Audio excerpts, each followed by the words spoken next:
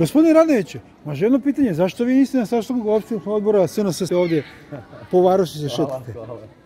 Vidimo se. Šta, pa ja ništa ne nudim da bi rekli hvala. A imate važnija posla?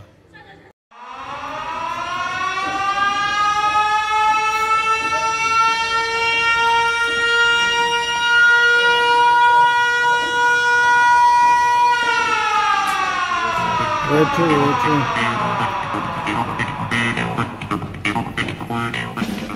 Evo li javno prijato, da to nasneću, mogu jedna izjava kada ste predvodili. Za nas ne. Zašto za nas ne? Prijatno večer. Šta je to? Zašto za nas ne?